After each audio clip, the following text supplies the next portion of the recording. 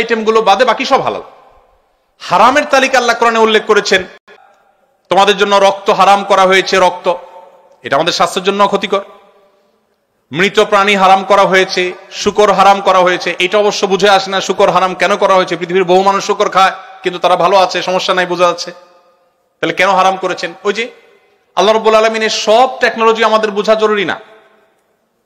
আল্লাহ তাআলার সকল নির্দেশের যথার্থতা যদি আমি বুঝেই যাই, আমার বুঝে আসলে আমি মানবো, না আসলে মানবো না, তাহলে তো আল্লাহকে মানা হলো না, আমার বিবেককে আমি অনুসরণ করা হলো। আল্লামা ইকবালের একটি চমৎকার কবিতা আমি বিভিন্ন সময় কোট করি। তিনি বলেছিলেন, जो समझ में आ गई वो फिर खुदा क्यों कर हुआ। যাকে আপনার ব্রেইনে ক্যাপচার করে ফেলতে পেরেছেন, তিনি আবার আল্লাহ কিভাবে হলেন? আল্লাহ তো তিনি যার সকল আদেশ নিষেধের যথার্থতা, যৌক্তিকতা আপনি সবগুলো উদ্ঘাটন করতে পারবেন না। কোনটা 500 বছর পরে হবে, কোনটা 1000 বছর পরে মানুষ আবিষ্কার করবে, কোনটা 5000 পরে মানুষ আবিষ্কার করবে। যে এই নির্দেশ এই জন্য দেওয়া হয়েছে, এই যথার্থতা আজকে বুঝে এসছে। কোভিড-19 সময় আমরা দেখেছি নবী করিম সাল্লাল্লাহু আলাইহি সাল্লামের 1500 বছর আগে বলা ঐতিহাসিক হাদিসগুলো মনে হচ্ছিল যে আজকের এই 2021-22-23 এই কোভিড-19 বাস্তবতার সময়ের জন্য বোধহয় তিনি বলেছেন কোন এলাকায় যখন মহামারী হয়, তোমরা সে এলাকা থেকে বের হয়ে যাবে না, আর বাহির থেকে কেউ প্রবেশও করবেন। আমরা শাটডাউন দেখেছি, লকডাউন দেখেছি। নবী সাল্লাল্লাহু আলাইহি ওয়াসাল্লাম এই হাদিসের সাথে যদি আপনি মেলাবার চেষ্টা করেন, মনে হবে যে আজকের জন্য বোধহয় তিনি হাদিসটা বলেছেন। ওয়ারেস বলেছেন 1500 বছর আগে, 1500 বছর পরে এসে আমাদের কাছে সেদিনের আলামত পরিষ্কার হয়েছে। ওযু করার আগে তিনি আমাদেরকে কবজি সহ 3 বার আগে হাত ধুইতে বলেছেন। 3 বার। কেন 3 বার? আমরা কোভিড-19 সময় দেখেছি ডাক্তাররা আমাদেরকে বলছেন 20 সেকেন্ড ধরে ধুইতে হবে। আপনি যদি ওযুর আগে 3 বার হাত ধোন ডলে ডলে, তো দেখবেন যে আপনি 20 সেকেন্ড হয়ে গেছে হয়তোবা। তো এইভাবে নবী করিম সাল্লাল্লাহু আলাইহি সাল্লামের বহু আদেশ নিষেধ, আল্লাহ তাআলা বহু আদেশ নিষেধ, যেটার যৌক্তিকতা, যথার্থতা হয়তো আমার এখন বুঝে আসছে না, পরে আসবে। আমার বুঝে আসা সবসময় জরুরি না, বরং অনেক কিছু বুঝে না আসাটাই যৌক্তিক। যাই হোক, তো যেটি বলছিলাম, কোরআনে আল্লাহ তাআলা হারামের তালিকা উল্লেখ করেছেন। শুকর আল্লাহ কেন হারাম করেছেন, সেখান থেকে কথাগুলো আসলো। কেন হারাম করেছেন?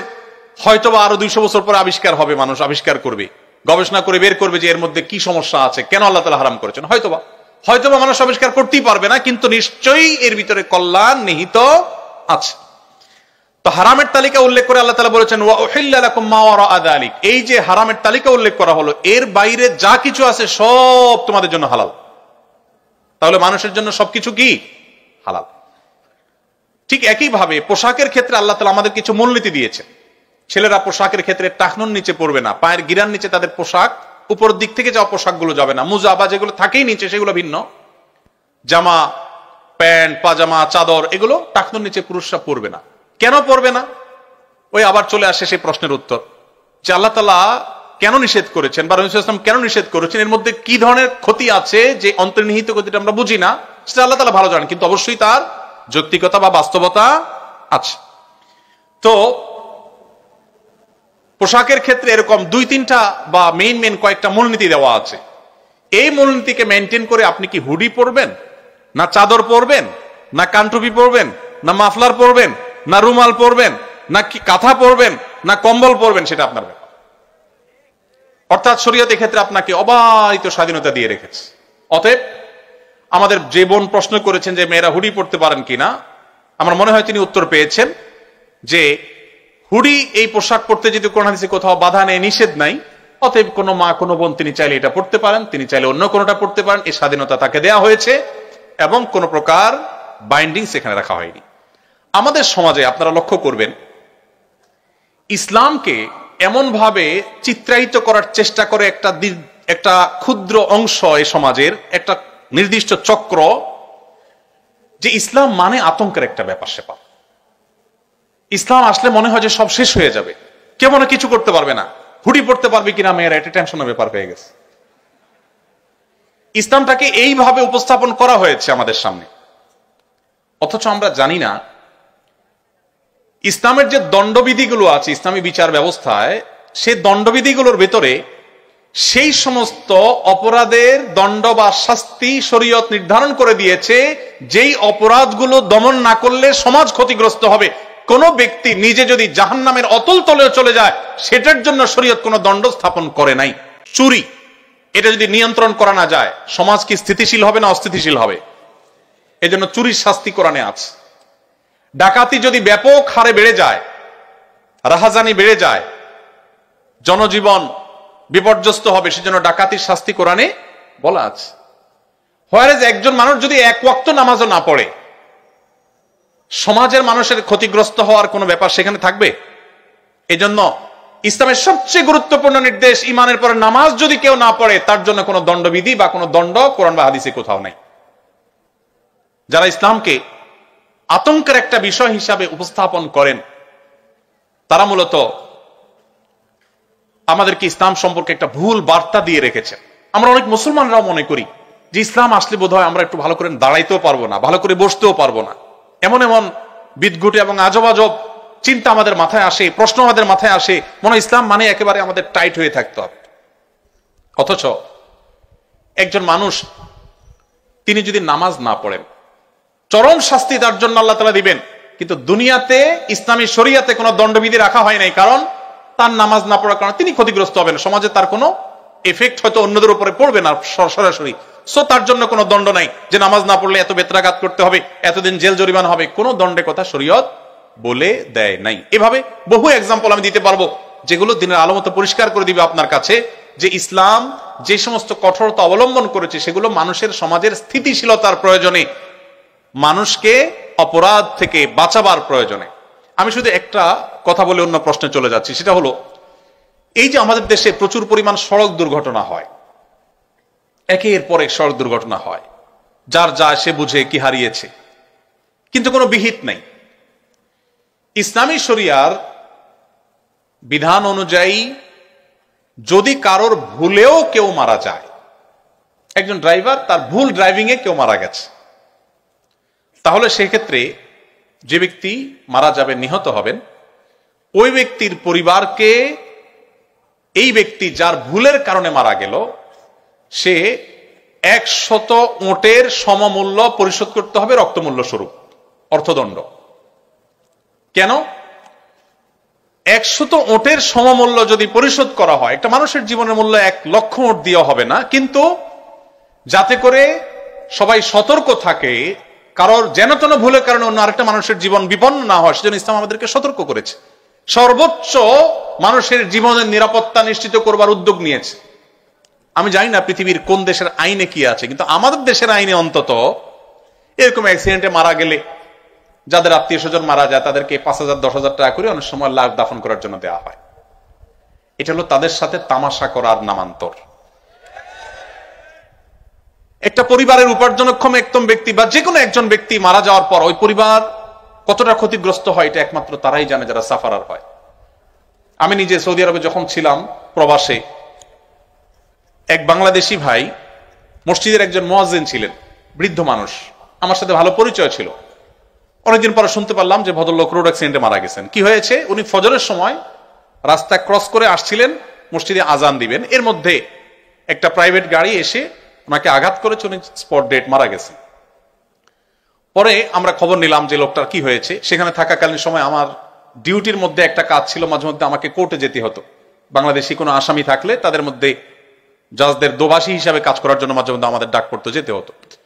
তো এই ভদ্রলোকের বিষয়টা আমি মনিটর করলাম এবং জানলাম যে ওই যে ইসলাম শরিয়ার নির্দেশ অনুযায়ী 100 ওঁটের মূল্য দিতে হবে। 100 ওঁটের মূল্য হিসেব করলে কত কোটি টাকা হবে আল্লাহ জানে, আমি এক্সাক্ট হিসাব বের করতে পারবো, তবে বিপুল পরিমাণ অর্থ।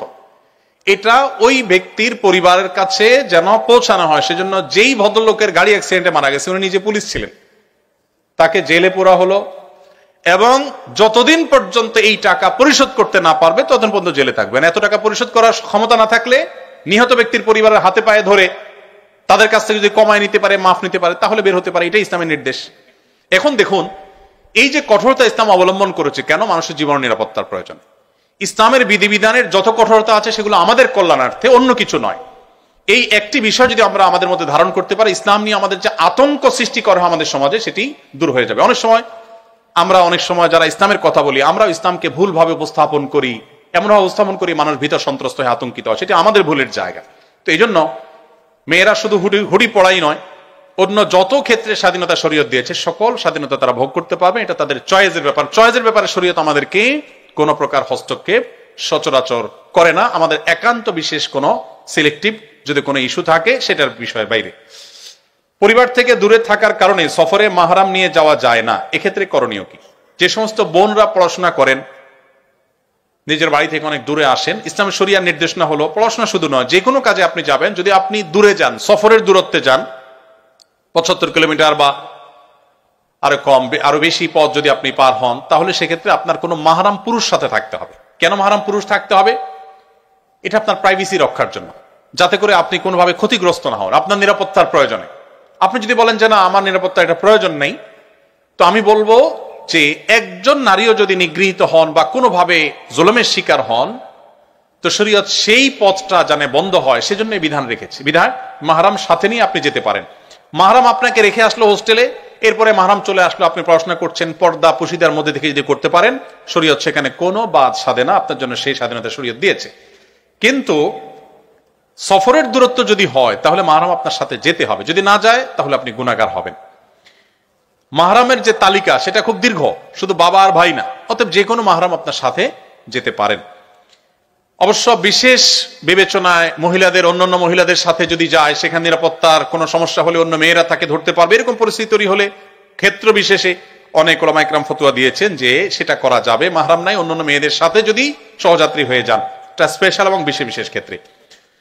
ভার্সিটির কাজের ক্ষেত্রে ছেলেদের সাথে কথা বলতেই হয় আমাদের, এ ব্যাপারে পরামর্শ দিন। আল্লাহ রাব্বুল আলামিন বলেছেন ওয়াকুলনা কাওলাম মারুফা।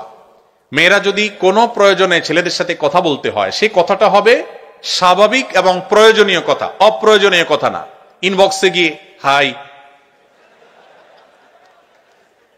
কি খাইলা, কি করো, এসব ফাওয়া আলাপ করতে শরীয়ত নিষেধ করে। কারণ এই ফাও আলাপগুলো আমাদেরকে অনেক খারাপ পথে নিয়ে যায়। আমরা এই বিষয়ে সম্ভবত জগন্নাথ বিশ্ববিদ্যালয় সিরাজ সেমিনারে কথা বলার পর সেখানকার অ্যাক্টিং ভিসি মহোদয় বলেছিলেন যে ভাই, নিয়মিত এই ইস্যুতে আমাদের বিচার এবং দেন দরবার করা লাগে। ওই যে হাই থেকে শুরু হয়েছে, এরপরে নাই হয়ে গেছে। শুরু হয়েছে হাই থেকে, শেষ হয়েছে নাই দিয়ে। কি নাই? ক্যারিয়ার নাই হয়ে গেছে, ফ্যামিলি নাই হয়ে গেছে, বাবা মা নাই হয়ে গেছে, এমনকি মাথাও নষ্ট হয়ে গেছে। নবী করিম সাল্লাল্লাহু আলাইহি ওয়াসাল্লাম বলেছেন, একজন বুদ্ধিমান প্রচন্ড মেধাবী পুরুষের ব্রেইনকে মুহূর্তের ভিতরে ক্যাপচার করে ফেলার ক্ষমতা একজন নারীর চাইতে বেশি আল্লাহ তাআলা কাউকে দেন নাই। এটা কোনো নারীর নেগেটিভ দিক না, এটা তার পাওয়ারের জায়গা। আল্লাহ তাআলা পাওয়ার দিয়ে রেখেছেন। এজন্য একজন পুরুষ তিনি সতর্ক থাকবেন, সজাগ থাকবেন যে আমি কোনোভাবে যেন ভুল পথে পা না বাড়াই, অসময়ে অজাগায় হাই দিয়া যেন নাই হয়ে না যায়। সতর্ক থাকতে বলে শরীয়ত বলে আমাদের সকল ভালোবাসা এগুলোকে আমরা জমিয়ে রাখবো, সবগুলোকে বুকে জমিয়ে রাখবো আমাদের জীবনে বৈধ জীবন সঙ্গিনীর জন্য। আর যদি রাস্তাঘাটে, অলিতে গলিতে, ক্লাসরুমে, মেসেঞ্জারের চিপা চাপায় ভালোবাসা যেখানে সেখানে বিলায় বেড়ান, জীবনে যখন ভালোবাসা নিজের বৈধ সঙ্গীকে নিবেদন করার প্রয়োজন হবে, তখন দেখবেন ভালোবাসার পুঁজিতে টান পড়ছে, তখন খুঁজার ভালোবাসা হাতে পাবেন না। এই জন্য যারা নিজের চরিত্রকে হেফাজত করে, এরা দেখবেন তাদের সম্পর্কগুলো অনেক প্রগাঢ়, স্বামী স্ত্রীর মধ্যে ভালোবাসা অনেক বেশি। আর যারা সকাল বিকাল ভালোবাসা বিনিময়ের নামে অবৈধ সম্পর্ক আদান প্রদান করে এবং এগুলোকে প্রমোট করে, আমি কাউকে ছোট করার জন্য বলছি না, তাদের দেখবেন যত ডাকডোল পিটিয়ে বিয়ে হয় তত ডাকডোল পিটিয়ে আবার ভাঙে। আপনাদেরকে সকাল বিকাল যারা নাটক, সিনেমা, নোবেল, উপন্যাসে প্রেম নামক এই হারাম রিলেশনকে যারা শিখায়, মুসলিম যুবকের তেজ ধার দ্বারা ধ্বংস করার চক্রান্তে লিপ্ত, সেই তথাকথিত প্রেম বা ভালোবাসার অভিনয় করে করে যারা আপনাদেরকে শিখায় কিভাবে প্রেমকে জয় করতে গিয়ে ধর্মকেও বৃদ্ধাঙ্গুলি দেখাতে হবে, নিউজে পজিটিভলি দেখানো হবে, অন্য ধর্মের দুইজন দুই ধর্মের হওয়া সত্ত্বেও তাদের ধর্ম তাদের ভালোবাসায় বাধা হয়ে দাঁড়ায় নাই। বাহ, উনি একটা কিছু জয় করেছেন। কি জয় করেছেন? ওনার ভালোবাসা উনি জয় করেছেন। খুব পজিটিভলি দেখানো হয়, তাই না? পৃথিবীতে এত কিছু ঘটে, কিন্তু উপন্যাস মানেই ঘুরে ফিরেও চিপায়। ওই অবৈধ সম্পর্ক, ওই হারাম রিলেশন, ওই 2 নম্বর পথ, ওই বাবা মার অবাধ্যতার পথে নিয়ে যাওয়া, ওই ক্যারিয়ার ধ্বংস করে দেওয়া, পড়াশোনা ধ্বংস করে দেওয়া, ইমান আমল শেষ করে দেওয়া, তারুণ্য শেষ করে দেওয়া, এরা এদেশের তারুণ্যের সবচেয়ে বড় শত্রু। এদেশে যত আত্মহত্যা করেছে তরুণেরা অপরিণত বয়সে প্রেম নামক এই অবৈধ রিলেশন করতে গিয়ে, যত বাবা মায়ের বুক খালি হয়েছে, যত বাবা মায়ের সাথে সন্তানের সম্পর্ক নষ্ট হয়েছে, যত সন্তান ঘর ছাড়া হয়েছে, যত তরুণের পড়াশোনা ধ্বংস হয়েছে, যত তরুণের ক্যারিয়ার নষ্ট হয়েছে, যত মানুষের চাকরি জীবন ধ্বংস হয়েছে, যত সংসার ভেঙেছে, যত বাচ্চারা মা বাবার স্নেহহারা হয়েছে, এই সবগুলোর জন্য তথাকথিত বিবাহ বহির্ভূত অবৈধ ভালোবাসার প্রমোটাররা আসামি। এরা কেউ এই সমস্ত অপরাধের দায় এড়াতে পারে না। এরা আপনাকে সকাল বিকাল অভিনয় করে দেখাবে কিভাবে প্রেমকে জয় করতে হয়। মা বাবার অবাধ্য হয়েও নিজের অবৈধ কাজের সঙ্গীর হাত ধরে চলে যেতে হবে, সমাজকে বৃদ্ধাঙ্গুলি দেখিয়ে, মা বাবাকে বৃদ্ধাঙ্গুলি দেখিয়ে এটাকে পজিটিভলি তারা তুলে ধরবে। হ্যাঁ, অবশেষে নাটকে, সিনেমায়, নোবেলে প্রেমের জয় হয়েছে, মা বাবা হাসছে, সবাই ফসে মাইনা নিছে। এসব যারা সারাদিন দেখায় আপনাদেরকে, মানে প্রেমের যারা প্রশিক্ষক, আপনাদের এই 2 নম্বর কাজের যারা প্রশিক্ষক, এই প্রশিক্ষক বেচারাদের দুরবস্থা হলো, দেখবেন তাদের এক একজনের জীবনে 5টা, 7টা, 9টা, 10টা বিয়ে হয়েছে। যত আওয়াজ করে বিয়ে হয় তত আওয়াজ করে ভাঙে। এরা নিজেরাই তো ব্যর্থ। এরা আপনাদেরকে কি প্রেম শিখাবে? প্রেম শিখবেন মসজিদের ইমাম সাহেবের কাছে, প্রেম শিখবেন মাদ্রাসার হুজুরের কাছে। বউ ছাড়া বেচারা কিচ্ছু বুঝে না। নিজের ভালোবাসা সব উজাড় করে দিয়েছে তার বৈধ সঙ্গীর জন্য। আকাম কুকাম করে অজায়গায় কুজায়গায় ভালোবাসা বিলায় না। পশ্চিমাদের মোরালিটি শেষ হয়ে গেছে। আমি একটা কথা জোরালো ভাবে বলি, জ্ঞানে বিজ্ঞানে, তথ্য প্রযুক্তিতে, অবকাঠামোতে, অন্য অনেক বিষয়ে পশ্চিমারা যদি আমাদের চাইতে 200 বছর এগিয়ে থাকে, পরিবার ব্যবস্থাপনায় আমরা তাদের চাইতে 500 বছর এগিয়ে আছি। আপনারা তাদের কাছ থেকে জ্ঞান বিজ্ঞান নেন, আমার আপত্তি নেই। আপনারা তাদের কাছ থেকে অন্যান্য ভালো দিকগুলো নেন, আমার আপত্তি নেই। কিন্তু তাদের বস্তা পচা সস্তা বিবাহ বহির্ভূত রিলেশনের এই বিষ বাষ্প যদি আপনার সমাজে আমদানি করেন, তো মনে রাখবেন, আজ জাপান, কোরিয়া, ইটালি, যে দেশগুলোর নাম বলছি, এর বাইরে উন্নত অনেকগুলো দেশের কথা আমি নিজে জানি। নিজ চোখে তাদের সেই দুঃসহ চিত্র দেখার দুর্ভাগ্য আমার হয়েছে। আপনি গুগল করলে, আপনি একটু অনলাইনে সার্চ করলে দেখতে পাবেন, তাদের মধ্যে জেনারেশনের যে গ্যাপ তৈরি হয়েছে, তাদের মানুষ জন্মের হার কমতে কমতে এমন পর্যায়ে চলে গেছে যে রীতিমতো প্রণোদনা দেওয়া হয়। আপনারা সবাই জানেন, ওপেন সিক্রেট, সারা বিশ্বে উন্নত দেশগুলোতে বিয়ে করেছেন, একটা সন্তান হয়েছে, সরকার এত টাকা ভাতা দিবে, 2টা হয়েছে আরো বেশি, 3টা হয়েছে আরো বেশি। যারা একসময় জন্ম নিয়ন্ত্রণ করার জন্য সকাল বিকাল আমাদেরকে সবক শিখাইতো, তারা এখন জন্মের হার বাড়াবার জন্য টাকা পয়সা দিয়েও বাড়াতে পারছে না। আমার দেশের ভার্সিটির স্টুডেন্টরা মেধাবী ছেলেরা এম্বাসিগুলোতে দাঁড়ালেই পটাপট ভিসা দিয়ে দিচ্ছে, হোয়ারেজ আপনার আমার মতো অনেক মানুষ দাঁড়ালে ভিসা দিচ্ছে না, রিজেক্ট করে দিচ্ছে। কেন ভিসা দিচ্ছে? কারণ ওদের তো মানুষ নাই, ওদের মানুষ দরকার, দেশ চালানোর জন্য মানুষ নাই। তাদের বিবাহ বহির্ভূত সম্পর্ক, হারাম রিলেশন, আল্লাহর যে সিস্টেম সেটাকে পরিবর্তন করার প্রবণতা এবং টেন্ডেন্সি তাদেরকে এমন একটা জায়গায় নিয়ে দাঁড় করিয়ে দিয়েছে যে তাদের দেশে এখন মানুষ নাই।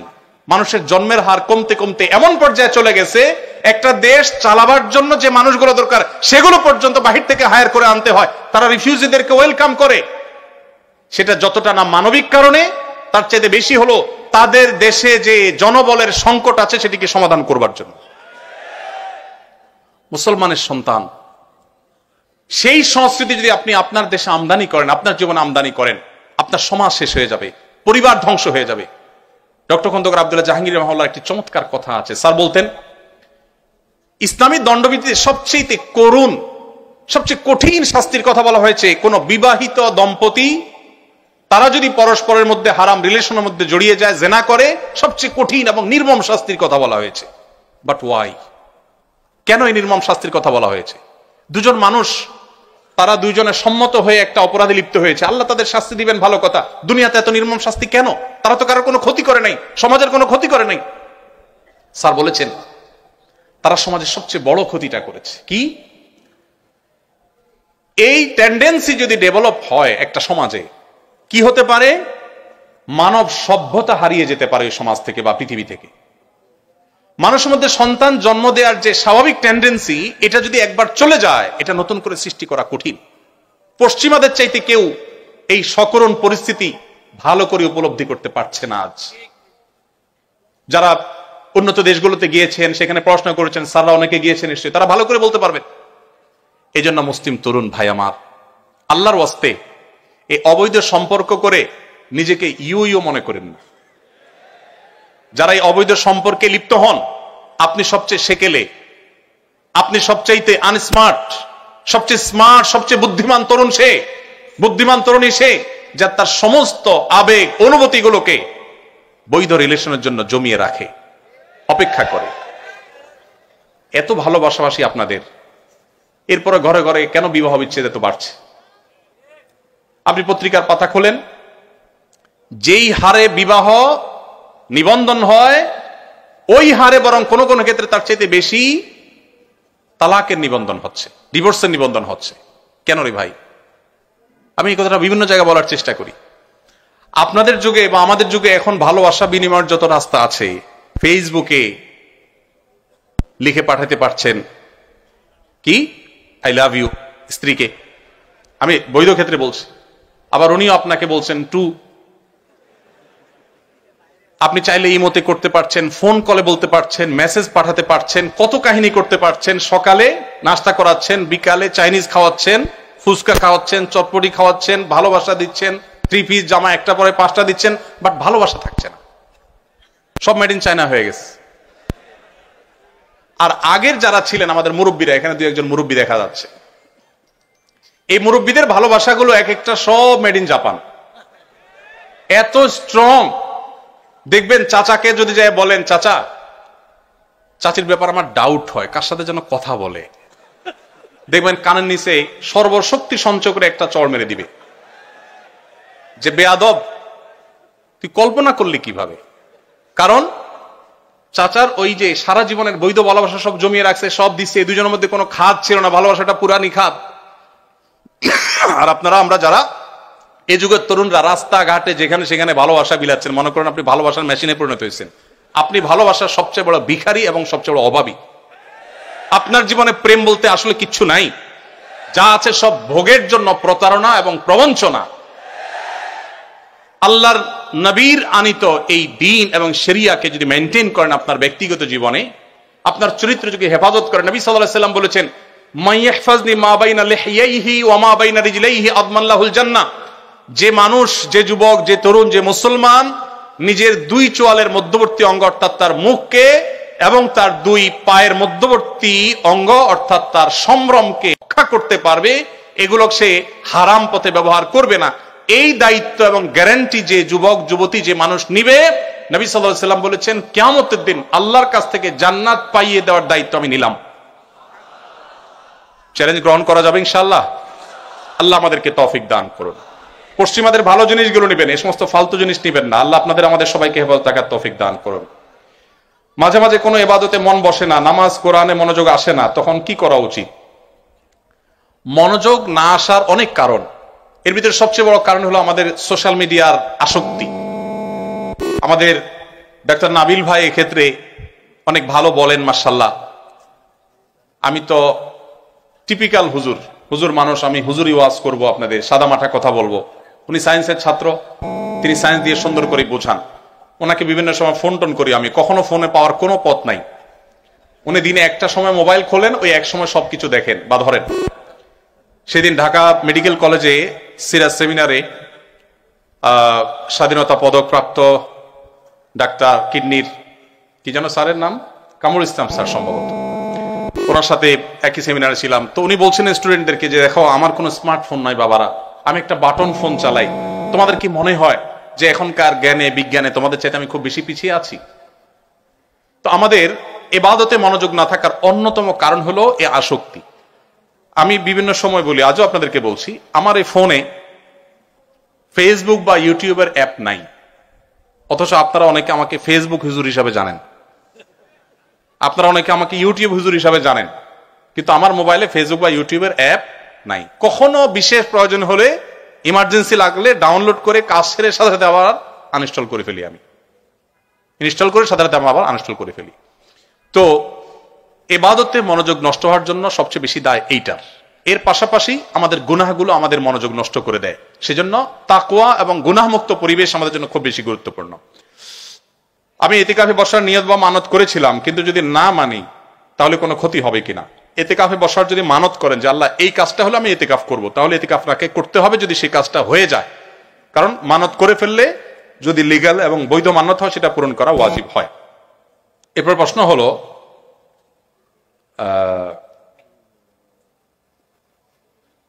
আমাদের বংশের অনেকে সুদ খায়, ওনারা যখন দাওয়াত দেয় খুব দরকার পড়ে, তখন তাদের সাহায্য নেওয়া যাবে কিনা? যদি কেউ সুদের কারবারে জড়িত হয় আপনার বংশের, সেক্ষেত্রে এজ এ মানুষ বা এজ এ মুসলমান তার সাথে আপনার কোঅপারেশন করতে, সহযোগিতা করতে আল্লাহ তাআলা বাধা দেন না। তবে তার হারাম উপার্জন আপনি ভোগ করবেন না, সে ব্যাপারে আপনি সতর্ক থাকবেন। অন্য উপার্জন থেকে পারলে আপনি বেনিফিটেড হতে পারেন, বাকি তার সাথে আপনার কোঅপারেশন বা অন্য সাধারণ সহযোগিতা থাকতেই পারে। এরপরের প্রশ্ন হলো, আমার কাকির উপর হঠাৎ করে জিনে আসর করে, আর আমাদের পরিবারের সবাই সুন্দরভাবে আপ্যায়ন করে, পরিবারের সবাই যার যার প্রবলেমের জন্য পরামর্শ চায়, আমার কাকিও সবাইকে পরামর্শ দেন, পানি পড়া দেন। ইসলামের দৃষ্টিতে এগুলো বৈধ কিনা পরামর্শ চাচ্ছি। জিনে ধরা রোগী বেশিরভাগ ক্ষেত্রে রোগী ধরার পরে জিন ওই রোগী নিজে ডাক্তার হয়ে যায়, এটা গ্রামাঞ্চলে খুব বেশি প্রচলিত আছে। দেখুন, লম্বা কথা বলার সুযোগ নেই, অনেক রাত হয়েছে, শুধু এটুকু বলি, আপনারা সায়েন্সের মানুষ সবাই, জিনের অস্তিত্বকে বিজ্ঞান আমি যতটুকু জানি যে স্বীকার করে না। শুধু এই একটি বিষয় যদি আপনি নির্মোহভাবে, নিরপেক্ষভাবে, সত্যানুসন্ধানের দৃষ্টিতে আপনি যদি জিনের অস্তিত্ব আঁচ করতে চেষ্টা করেন, আপনার ইমানদার হওয়ার জন্য একটা জিনিসই যথেষ্ট, আর কিছু লাগবে না, যে জিনের অস্তিত্ব আছে না নেই। যে সমস্ত মানুষের উপরে জিনের প্রভাব পড়ে এবং নানাভাবে তারা এফেক্টেড হয়, সে মানুষগুলোকে খুব কাছে থেকে যদি দেখার সুযোগ, আমার জীবনে বহুবার দেখার সুযোগ হয়েছে, আপনার ইমানের মিটার তরতর করে বেড়ে যাবে। কিভাবে কোরআনে কারিমের তেলাওয়াত তাদের ট্রিটমেন্টের কাজ করে, জাস্ট গুলি যেরকম কাজ করে এরকম কিভাবে কাজ করে, আপনি দেখার পর আপনার ইমান বেড়ে যাবে ইনশাআল্লাহ। কিন্তু এখানে অন্য একটা কাহিনী হলো, মানসিক রোগীকে জিনের রোগী বানায়া ব্যবসা করার একটা প্রবণতা, টেন্ডেন্সি আছে। সাধারণ রোগীকে জিনের রোগী বানানো, সুস্থ মানুষকে জিনের রোগী বানানোর টেন্ডেন্সিও আছে। এই কবিরাজের ব্যবসা করা মানুষজন যারা আছে, তাদের কাছে যদি আপনার 50 বছর আগে মারা যাওয়া দাদা সম্পর্কে জিজ্ঞাসা করেন যে ওনাকে একটু দেখেন তো, তারা অনেক সময় গায়েবী ভাবে দেখে এর জিনে ধরছে কিনা, জাদু করছে কিনা, তো বলবে যে হায় হায় শেষ করে ফেলছে, আর কিছুদিন হলে এসে মারা যাবে, পরে সে 50 বছর আগে মারা গেছে। তো এরকম বাটপারি চিটারির কারণে আমরা অনেকে বিষয়টাকে গুলিয়ে ফেলেছি। জিনে মানুষকে ক্ষতিগ্রস্ত করতে পারে, প্রভাব সৃষ্টি হয়, এটা অস্বীকার করবার কোনো উপায় নেই। যে কোনো এক মেডিকেল কলেজের একজন প্রিন্সিপাল, স্বনামধন্য ব্যক্তি, তিনি আমার অফিসে এসেছিলেন এই ইস্যুতে। লম্বা চড়া কথা হয়েছে, তিনি তার এক্সপিরিয়েন্সের কথা জানালেন, আমার ইমান আরো বেড়ে গেল। আমি সেদিকে আর যাচ্ছি না, শুধু এটুকু বলি যে আমরা অনেকেই এই বিষয়ে এখনো ধোঁয়াশার মধ্যে আছি। কোরআন কারিমে সূরা জিনে আল্লাহ তাআলা বিস্তারিত উল্লেখ করেছেন, জিন আমাদের দ্বারা ছোঁয়ার বাইরে, আমরা স্পর্শ করতে পারি না, দেখতে পাই না, কিন্তু আল্লাহর সৃষ্টি আছে। সায়েন্স বিজ্ঞান হয়তো 100 বছর পরে স্বীকার করবে, 200 বছর পরে হয়তো আবিষ্কার করবে, হয়তো করবে না, কিন্তু আল্লাহ যা বলেছেন সেটি শুধুমাত্র সত্য নয়, বরং আপনি অনুভব করতে পারেন এমন সত্য, শুধু একটু চোখ কান খুললেই হবে। বাট এই যে যেমনে সেমনে জিনের ট্রিটমেন্ট করা, এগুলা শরিয়া সিদ্ধ কোনো পদ্ধতি নয়। কোরআন কারীমের আয়াত পড়ে, আপনার চাচি কি পড়েন কি করেন আমি জানি না, সেজন্য আমি এখানে জাজমেন্টাল কমেন্টে গেলাম না। তবে অনেকে জিনে ধরা রোগী জিন থেকে বিভিন্ন পলিসি নিয়ে সেগুলো অ্যাপ্লাই করে ট্রিটমেন্ট করেন। জিন থেকে এভাবে সরাসরি সহযোগিতা নিয়ে ট্রিটমেন্ট করা শরীয়তে জায়েজ নাই। জায়েজ হবে কোরআন আয়াত পড়ে আপনি ফু দিবেন, ট্রিটমেন্ট করবেন, রুকিয়া শারঈয়া যেটাকে বলা হয়, এটা আপনি করতে পারেন। এই সম্পর্কে ডিটেল আপনি অনেক বই পুস্তক আছে, পড়লে পাবেন। ছোটবেলায় চুরি করেছি, মানুষের নানাভাবে ক্ষতি করেছি, এখন এইগুলোকে আর পাই, এখন ওই মানুষ আর পাই না, এখন তার জন্য তওবা করেছি, যাদের হক নষ্ট করেছি তাদের জন্য কি করব? এটা খুব ডেঞ্জারাস একটা বিষয়, যে ছোটবেলায় কারোর হক নষ্ট করেছেন বা বড় হওয়ার পর নষ্ট করেছেন, এরপর তারা খুঁজে পাচ্ছেন না, কি করবেন? তার পক্ষ থেকে যে পরিমাণ ক্ষয়ক্ষতি হয়েছে তারা যদি পাওয়ার কোনো স্কোপ না থাকে, তার পক্ষ থেকে কোনো গরিবকে দান করে দিবেন, ইনশাআল্লাহ আপনি দায়মুক্ত হবেন। তবে যদি কারোর সম্মানহানি করেন, ফিজিক্যালি কাউকে অ্যাটাক করে থাকেন, আপনারা ছাত্র মানুষ, রক্ত গরম থাকে, জেনজি প্রজন্মের মানুষ, রিকশাওয়ালার সাথে চুন থেকে নুন খসছে, দিছেন কষায় একটা, মাস্তানি করে বসলেন, বেচারা অপরাধটা ছিল 100 ওজনের, আপনার শাস্তি হয়েছে 200 ওজনের। কিয়ামতের দিন এই লোক দাঁড়ায় যাবে আল্লাহর কাছে, আপনাকে আসামি হিসাবে দাঁড় করানো হবে, আপনার বিচার হবে। দুনিয়াতে এই লোককে আপনি আর হয়তো কোনোদিন খুঁজে পাবেন না, এটা খুব ডেঞ্জারাস। এই জন্য নবী সাল্লাল্লাহু আলাইহি ওয়াসাল্লাম বলেছেন, তোমাদেরকে কি আমি বলে দিব না সবচেয়ে বড় ভিখারিকে? সাহাবীরা বলছেন, ভিখারি তো আমরা মনে করি যার টাকা পয়সা নাই। নবী বলেছেন, না, টাকা পয়সা আজকে নাই কালকে আসবে, এটা চূড়ান্ত ভিখারি না। চূড়ান্ত ভিখারি হলো যে নামাজ পড়েছে, রোজা রেখেছে, দাড়ি রেখেছে, টুপি রেখেছে, ওয়াজ করেছে, ওয়াজ শুনেছে, কোরআন তেলাওয়াত করেছে, হজ উমরা করেছে, দান সাদাকা করেছে, মানুষের সেবা করেছে, বাট কোন মানুষের অধিকার নষ্ট করেছে, কিয়ামতের দিন সেই পাওনাদাররা সব উপস্থিত হয়ে যাবে। সেদিন তো আর মানুষ ক্যাশ টাকা নিবে না, তার আমল বিনিময় হিসাবে নিতে নিতে নিঃস্ব হয়ে সে জাহান্নামে নিক্ষিপ্ত হবে। এই জন্য ভাইরা, তারুণ্যের এই চঞ্চলতা যেন আপনাকে অপরাধ, বিশেষ করে মানুষের প্রতি অন্যায় করতে কখনো প্ররোচিত না করে। আপনি নেকামল করতে পারেন আর না পারেন, আপনি ওয়াজ শুনতে পারেন আর না পারেন, আপনি জিকির আজকার করতে পারেন আর না পারেন, নফল নামাজ পড়তে পারেন আর না পারেন, দান সাদাকা করতে পারেন আর না পারেন, হজ উমরা করতে পারেন আর না পারেন, আল্লাহর হস্তে কোনো মানুষের অধিকার নষ্ট বা খর্ব করবেন না। এই চেতনা যদি আপনার ভিতরে ধরে রাখতে পারেন, জান্নাতের পথ ইনশাআল্লাহ সুগম এবং সহজ। আমরা সালাত আদায় করার সময় যে সূরা পড়ি, সেখানে কি প্রতি রাকাতে কোরআন শরীফের ক্রমানুসারে সূরা পড়তে হবে? যদি তাই হয়, তবে এশার নামাজ, বিতির নামাজে কোন সূরা পাঠ করা উত্তম হবে? জি, ক্রমানুসার মেনটেন করা এটা সুন্নাত। এবং এশা হোক আর বিতির হোক, আপনি ডান দিক থেকে বাম দিকে, অর্থাৎ উপর থেকে নিচে, আলাম তারা, লিলাফে, আরাইতাল্লাযী, এভাবে আস্তে আস্তে নিচের দিকে যাবেন, উল্টা যাবেন না। যদি কখনো প্রথম রাকাতে শেষ সূরা পড়ে বসেন, সূরা নাস পড়ে বসছেন প্রথম রাকাত, তাহলে এবার এরপরও তো আর সূরা নাই, তখন কি করবেন? অ্যাক্সিডেন্টলি এরকম যদি করেন, নামাজ হয়ে যাবে, কোনো অসুবিধা নাই। ইচ্ছাকৃত এরকম করাটা মাকরু, অনিচ্ছাকৃত ভাবে হয়ে গেলে কোনো অসুবিধা নেই। আপনি দ্বিতীয় রাকাতে সূরা ইখলাস বা সূরা ফালাক পড়লে কোনো অসুবিধা নেই, নামাজ হয়ে যাবে। মেয়েদের দাদা সুদের টাকা লেনদেন করে, কিন্তু মেয়ের বাবা এটার সাথে জড়িত না, তারা একই বাড়িতে বসবাস করে, কিন্তু তাদের সংসার আলাদা, এমত অবস্থা ওই বাড়িতে কি বিবাহ বন্ধনে আবদ্ধ হওয়া যাবে? বেশিরভাগই বিবাহ সংক্রান্ত প্রশ্ন এখানে দেখলাম। স্বাভাবিক, বেশিরভাগই আপনারা অবিবাহিত, বিয়ের প্রশ্নই করবে, এটাই স্বাভাবিক, আলহামদুলিল্লাহ। তবে ইসলাম একজনের অপরাধকে আরেকজনের উপরে চাপায় না। মেয়ের দাদা সুদের কারবার করছে, তো তার দায় মেয়ের দাদা, মেয়ের বাবা সুদের কারবার করে নাই, সো এটা মেয়ের বাবার উপরে বর্তাবে না। আপনি নিশ্চিন্তে আপনার শ্বশুরের মেয়ে বিয়ে করতে পারেন। এরপরে প্রশ্ন হলো, আমি এটা সংক্ষেপে যাই কয়েকটা। আমার পরিবার আর্থিকভাবে অসচ্ছল, তারা আমার দিকে তাকায় আছে, আমি কি এখন নিজের জীবন সুন্দর করার জন্য আরো পড়াশোনা করব, নাকি তাদের আর্থিক সাপোর্ট দেওয়ার জন্য চাকরি করব?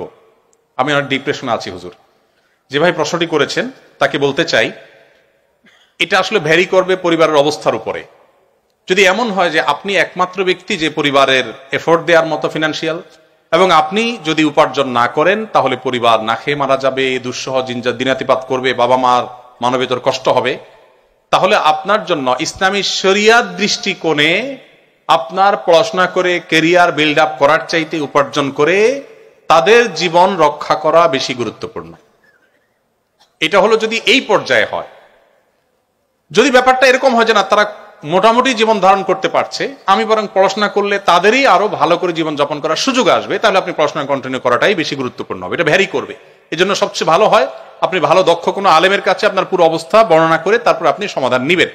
তবে এক্ষেত্রে পড়াশোনা ছেড়ে দেওয়া এটা কোনো আবশ্যক বা জরুরি না। পড়াশোনা কন্টিনিউ করেও আপনি তাদের একান্ত প্রয়োজনীয় ভরণ পোষণ, জানাহাল নয় জীবন ধারণ করার জন্য সেটা ব্যবস্থা করতে পারেন। আমি যখন বাংলাদেশের সবচেয়ে বড় মাদ্রাসা হাটহাজারী মাদ্রাসার ছাত্র, তখন আমার বাবার জীবনে একটা বিপদ নেমে আসে। তিনি ব্যবসা করতেন, হঠাৎ করে এমন ভাবে একটি আঘাত হয়ে পেয়েছেন ব্যবসায়িক ভাবে যে একবার নিঃস্ব হয়ে গেছে, বহু টাকা দেনা হয়ে গেছে, এবং এতটা ডিপ্রেসড হয়ে গেছেন তিনি কোনো কাজ করতে পারছিলেন না। আমি তখন ছোট মানুষ ছিলাম, অনেক বেশি বুঝতাম যে তা না, আল্লাহ তাআলা কমন সেন্স দিয়েছেন, সেটা দিয়ে আমি চিন্তা করলাম সবাই হাটহাজারী মাদ্রাসা ভর্তি হওয়ার জন্য স্ট্রাগল করে, বড় মাদ্রাসা ভর্তি হওয়ার জন্য চেষ্টা করে, আমি অলরেডি সেখানে অ্যাডমিট আছি, ভর্তি আছি। আমি তখন সিদ্ধান্ত চেঞ্জ করে সেই মাদ্রাসা ছেড়ে যশোরের একটা মফস্বলের মাদ্রাসায়, অর্থাৎ জেলা পর্যায়ে একটা মাদ্রাসা দরনে মাসায় গিয়ে ভর্তি হলাম, যেটা সাধারণত কেউ করবে না, সেটা করলাম। অর্থাৎ ঢাকা ইউনিভার্সিটি ছেড়ে জেলা পর্যায়ের কোনো একটা কলেজে যা ভর্তি হলাম, এরকম একটা পর্যায়ে ভর্তি হয়ে যশোর যুব প্রশিক্ষণ কেন্দ্র এখনো আছে, সেখানে আমি ইমামতির দায়িত্ব নিলাম। ৬০০ টাকা মাসে বেতন আমার। এই টাকা প্রতি মাসে বাবার হাতে তুলে দিতাম। একটা বাইসাইকেল সেখানকার একজন সিনিয়র ইনস্ট্রাক্টর ছিলেন জামালপুরের, তিনি আমাকে কিনে দিলেন মাদ্রাসা আসা যাওয়ার জন্য। ওখানে ৫ ওয়াক্ত ইমামতি করি, মানুষকে কোরআন শরীফ পড়াই, এবং এর মধ্য দিয়ে আমি আমার পড়াশোনা চালাই। আবার মাঝে বাবার সংসার চলার জন্য মাসে ৬০০ টাকা দিই। আমার মনে পড়ে ৪ বছর আমি ইমামতি করেছি, এই ৪ বছরে ৪৮ মাসে কখনো ৬০০ টাকা থেকে ৬ টাকা আমি কেটে রাখি নাই। ৬০০ টাকার সম্পূর্ণটুকু বাবার সংসারে দিয়েছি। এই ৬০০ টাকা পরিপূর্ণ বাবার হাতে তুলে দিয়ে বাবাকে হেল্প করার চেষ্টা করেছি। আমার ৬০০ টাকা তার হয়তো একটু উপকার হইলেও হবে, সেই জায়গা থেকে আমি চেষ্টা করেছি। আমি নিজে কখনো শখ করে কোনো কিছুই করি নাই, ৬ টাকাও কখনো রাখিনি। নিজের একান্ত কিছু প্রয়োজন হলে সেটা বাবার কাছে আলাদা চেয়ে নিয়েছি, ভিন্ন বিষয়। এভাবে করে আমি আমার ৪টি বছর কাটিয়েছি, এবং কয়েক কিলোমিটার বাইসাইকেল চালিয়ে প্রতিদিন ক্লাস করা, ক্লাস পরবর্তী কোচিং টাইপ যে মাদ্রাসায় তাকরার হয়ে থাকে সেটা করা, সব করতাম। ইমামতি ৫ ওয়াক্ত করা, কোরআন শরীফ পড়ানো, সব একসাথে এট এ টাইম কন্টিনিউ করতাম।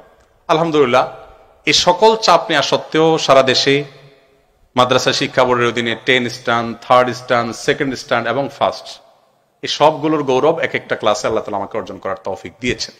আমি গর্ব করছি না, শুকরিয়া আদায় করছি। আপনাদের সাথে শেয়ার করার উদ্দেশ্য হলো, চাইলেই আমরা একটু টিউশনি করে, একটু কষ্ট করে, একটু পরিশ্রম করে আমাদের পরিবারের পাশে আমরা দাঁড়াতে পারি। শুধুমাত্র অহেতুক সময় নষ্ট করে সিরিয়াসনেস যদি আনতে পারি, পড়াশোনা চালানোর পাশাপাশি আমরা চাইলে অনেক কিছু করা সম্ভব। আজকাল আমাদের তরুণদের মধ্যে এই প্রচেষ্টাটার প্রচন্ড ঘাটতি দেখা যায়, তারা এই চেষ্টা করতে রাজি না। আপনি যদি চেষ্টা করেন, আমার মনে হয় আপনার সমন্বয় করা কঠিন হবে না। প্রায় ৬ মাস যাবৎ বিয়ের জন্য মেয়ে খুঁজছি। যে মেয়েকেই পছন্দ হয় তার খোঁজ নিয়ে জানা যায় তার অতীতে কোনো ছেলের সাথে রিলেশন ছিল এবং বেহায়াপনায় লিপ্ত ছিল। এসব মেয়েদের বিয়ে করার বিধান কি? এসব শোনার পরিবার থেকে এসব মেয়েদের কোনো মেনে নিতে চাচ্ছেন না। দেখুন, যদি কেউ কারোর জীবনে ভুল পথে থাকেন এবং তিনি সেখান থেকে ফিরে আসেন, ছেলে হোক মেয়ে হোক, যে কারোর জীবনে এরকম বিপদগামিতার পথে যাওয়ার রেকর্ড থাকতে পারে, তিনি যদি ফিরে আসেন, মন থেকে যদি তিনি ফিরে আসেন, ইসলামী শরিয়ার দৃষ্টিকোণ থেকে তাকে বিবাহ করতে কোনো বাধা নেই, তিনি যদি নিজেকে পরিবর্তন করেন। কারণ আত-তাইবু মিনাজ যামবি কামা লা যামবা লাহু, নবী সাল্লাল্লাহু আলাইহি ওয়াসাল্লাম বলেছেন, কেউ অপরাধ করার পর যদি ফিরে আসেন আর তিনি যাবেন না, অনুতপ্ত হয়ে নিজেকে ভৎসনা করেন, তাহলে তার অপরাধ যেন নাই হয়ে যায়, আল্লাহ তাআলা মাফ করে দেন। সো সেটাকে আপনি ক্ষমা করে আপনি যদি তাকে বিবাহ করেন, তাহলে সেটা আপনার জন্য হালাল। কোনোভাবে তার পেছনের সেই অপরাধ কর্মকে তুলে খুঁচিয়ে খুঁচিয়ে তাকে কষ্ট দেওয়া, এটা আপনার জন্য উচিত হবে না। বিবাহের আগে হারাম সম্পর্ক ছিল কিনা অনেকে খুঁটিয়ে খুঁটিয়ে এগুলো জিজ্ঞাসা করেন। ইসলামের নির্দেশনা হলো যে কোনো অপরাধ করার পর সেটা বলে বেড়ানো বা প্রকাশ করাটা আরেকটা অপরাধ। এটাকে প্রকাশ করার ভিতরে কোনো ব্যাটাগিরি নেই। আল্লাহর কাছে বলে চোখের পানি ফেলে মাপ চাইতে হবে, মানুষের কাছে এটা বলার ভিতরে কোনো কল্যাণ নেই। তবে এর মানে এই না যে আরেকজনকে প্রতারিত করার কথা বলা হচ্ছে।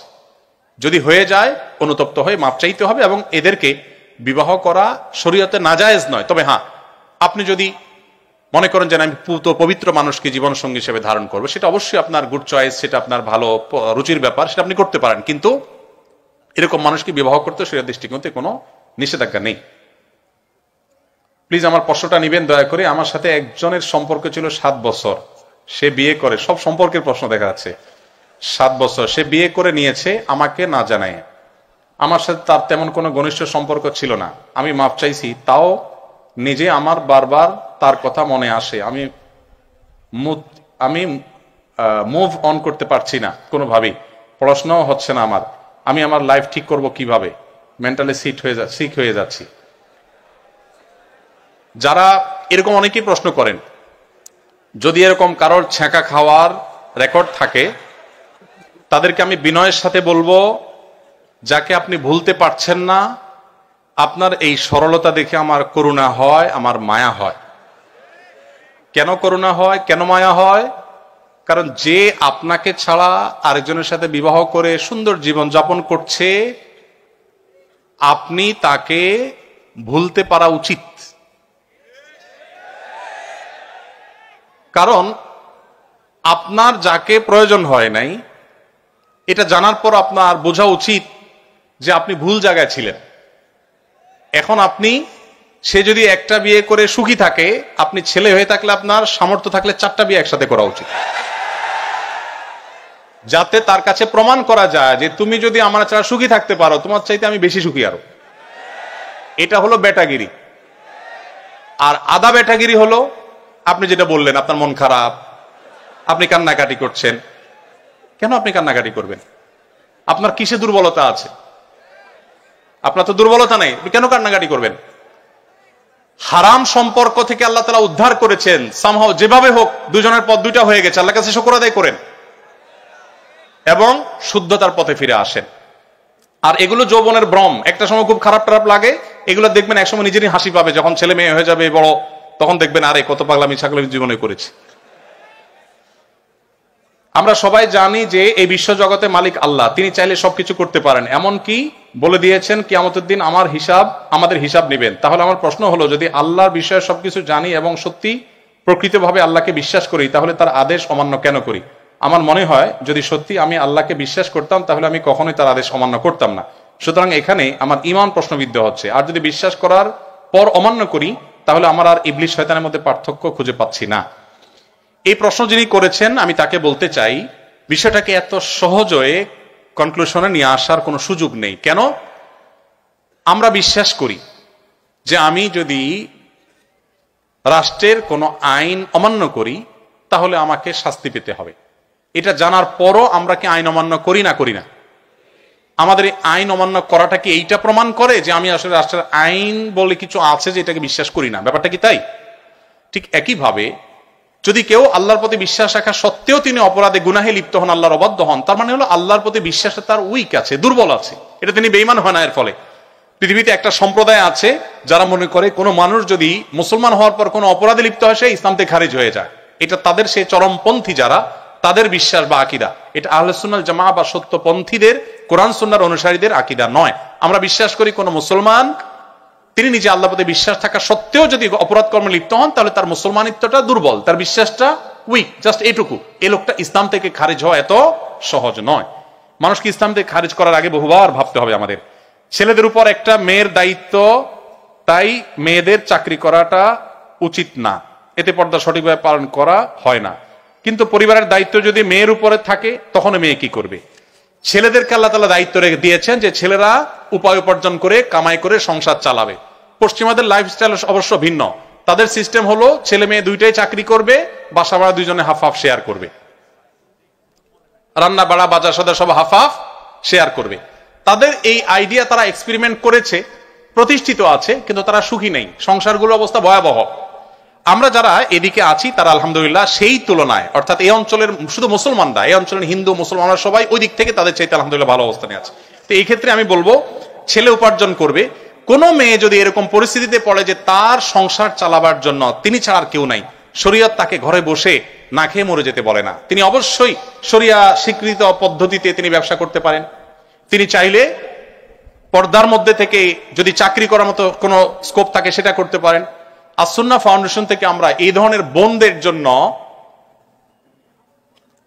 আমাদের দেশের জাতীয় দক্ষতা উন্নয়ন কর্তৃপক্ষের অনুমোদন নিয়ে, লাইসেন্স নিয়ে আমরা একটা প্রতিষ্ঠান করেছি, আসুন্নাহ স্কিল ডেভেলপমেন্ট ইনস্টিটিউটের অধীনে আমাদের প্রশিক্ষণ নির্ভর কাজ আমরা প্রচুর পরিমাণে করছি। তার আওতায় আমরা এই ধরনের মেয়েদের যারা অসহায় তাদের জন্য আমরা স্মার্ট টেইলারিং এর কোর্সের ব্যবস্থা করেছি। 3 মাস সম্পূর্ণ আবাসিক কোর্স এবং 80% পর্যন্ত আমরা স্কলারশিপ দিয়ে থাকি। কারণ যদি কোনো টাকা পয়সা না থাকে তাদেরকে আমরা বাকি টাকাটা পকেট থেকে দিয়ে হলেও 100% স্কলারশিপ দিয়ে থাকি। তাদেরকে ট্রেনিং দেওয়ার পর আমরা বলি প্রায় 60,000 টাকার উপাদান বা বিভিন্ন উপকরণ আমরা দিয়ে দিই, সেলাই মেশিন থেকে নিয়ে সুই সুতা এভরিথিং আমরা দিয়ে দিই, দিয়ে বলি আপনি এবার বাসায় চলে যান, প্রোডাক্ট তৈরি করেন আপনার প্রাপ্ত প্রশিক্ষণের আলোকে। সেই প্রোডাক্টগুলো আমি আবার আমাদের ফাউন্ডেশনের বিভিন্ন প্রোগ্রামে স্টল করে তাদের সেই প্রোডাক্টগুলো সেল করে দেই, তারা সমস্ত তাদের টাকাটা তুলে তারা নিয়ে যান। এভাবে আমাদের এই বোনদেরকে স্বাবলম্বী করবার জন্য আমরা ফাউন্ডেশন থেকে কাজ করছি। আপনারা পড়াশোনা শেষে বা আপনাদের ছাত্র জীবনে আপনারাও ইনশাআল্লাহ এই ধরনের বোনদের, অসহায় বোনদের জন্য যদি আপনারা উদ্যোগী হন, তাহলে আমাদের একটি বোনও তাদের সামান্য 2টি পয়সার জন্য তাদের চরিত্র, তাদের সম্ভ্রম, তাদের ইজ্জত, তাদের পর্দাকে কোথাও ভুলণ্ঠিত হতে দিতে হবে না ইনশাআল্লাহ। তো আমি আশা করব আপনারা মানবতার সেবায় সেখানে কাজ করবেন এবং ভূমিকা রাখবেন। রাত অনেক হয়েছে, অনেক প্রশ্ন আমার কাছে আছে। শেষ একটা প্রশ্ন, এটা গুরুত্বপূর্ণ খুব বেশি মনে হচ্ছে, যদি আমি শেষ করছি ইনশাআল্লাহ। এবং বাকি যে প্রশ্নগুলো আছে, ওয়াজ মাহফিলের একটা স্টাইল আছে, সেটা হলো বক্তা কথাবার্তা বলে বলে ভাই অনেক কথা বলার ছিল, বলতে পারলাম না, আগামী বছর দাওয়াত পাইলে ইনশাআল্লাহ আমি চেষ্টা করব। তো আমি সেই স্টাইলে মাননীয় উপাচার্য মহোদয় এবং অন্যান্য আমার বড় ভাই এবং পিতৃতুল্য শিক্ষকবৃন্দকে বলতে চাই, আবারও আপনারা দাওয়াত দিলে ইনশাআল্লাহ বাকি প্রশ্নের উত্তর দেব ইনশাআল্লাহ। তবে আজকে শেষ প্রশ্নের উত্তর দিচ্ছি, কোন মুসলমানের সন্তান র‍্যাগ ডে পালন করতে পারবে কিনা, এই অপসংস্কৃতি থেকে যুব সমাজকে মুক্ত করতে করণীয় কি? দেখুন, র‍্যাগ ডে, র‍্যাগ শব্দের অর্থ আমি যতটুকু জানি, শব্দের অর্থ হৈ হুল্লোড় এবং লম্পঝম্প, এই টাইপের কার্যক্রম বা এই টাইপের আচরণ, এই হৈ হুল্লোড় করা, এটা র‍্যাগ শব্দের অর্থ আমি যতটুকু জানি।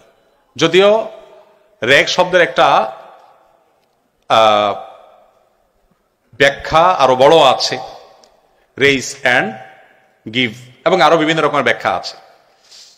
আফ্রিকাতে যতটুকু জানি শুরু হয়েছে, পশ্চিমা পৃথিবীর একটা রূপ ছিল যে স্টুডেন্টরা একটা দিন ফান্ড রাইজ করে তারা কোন একটা দাতব্য প্রতিষ্ঠানকে দেয় বা কোন একটা সেবামূলক কাজের উদ্যোগ নেয়। এটুকু পর্যন্ত প্রশংসনীয় ছিল। আমাদের দেশে র‍্যাগ ডের যে রূপ সেটি আমরা সবাই জানি। এখানে উল্টো হয়, র‍্যাগ ডে উপলক্ষে যে চাঁদা ধরা হয় সেটা অনেক অসহায়, অনেক দুস্থ, অনেক গরিব ফ্যামিলির স্টুডেন্টদেরকেও বহন করতে বাধ্য করা হয়। র‍্যাগ ডে উপলক্ষে সাদা পোশাক আশাক পরে সেখানে যা তা লিখে, সেখানে নোংরা অশ্লীল কথাবার্তা লিখে তাদের চরিত্রকে ধ্বংস করবার যে মহড়া, যে প্রশিক্ষণ, সেটা হাতে কলমে র‍্যাগ ডে থেকে নেওয়া হয়ে থাকে। ঠিক একইভাবে ছেলে মেয়েদের অবাধ মেলামেশার মধ্য দিয়ে উচ্ছৃঙ্খলতার সূচনা হয় এখান থেকে। আমরা যে মাদকের বিরুদ্ধে আজ কথা বলছি, এই মাদকের দিকেও মানুষ এই উচ্ছৃঙ্খল লাইফস্টাইল থেকে একটা পর্যায়ে চলে যায়। বিজাতীয় এই সংস্কৃতি যেটি ব্যভিচারকে প্রমোট করে, যেটি অশ্লীলতাকে প্রমোট করে, নোংরা রুচিকে প্রকাশ করে, উচ্ছৃঙ্খলতাকে উস্কে দেয়, সেটি কোনো সভ্য সমাজের কালচার হতে পারে না। ইসলামী শরিয়ার দৃষ্টিকোণ থেকে কোনো মুসলমানের জন্য এই ধরনের আনুষ্ঠানিকতার সাথে ইনভলভ হওয়া জায়েজ নয়। যদি বলেন যে এ থেকে মুক্তির উপায় কি, মুক্তির উপায় হলো কাঁধে কাঁধ মিলিয়ে এ সকল বিজাতীয় অপসংস্কৃতিকে ঝেঁটিয়ে বিদায় করার জন্য সংকল্পবদ্ধ হওয়া। যদি সবাই ঐক্যবদ্ধভাবে চেষ্টা করেন, তাহলে সেক্ষেত্রে অপসংস্কৃতি মুক্ত শিক্ষাঙ্গন গড়ে তোলা এটা সময়ের ব্যাপার। এটার জন্য ঐক্যবদ্ধ থাকা গুরুত্বপূর্ণ। এটার জন্য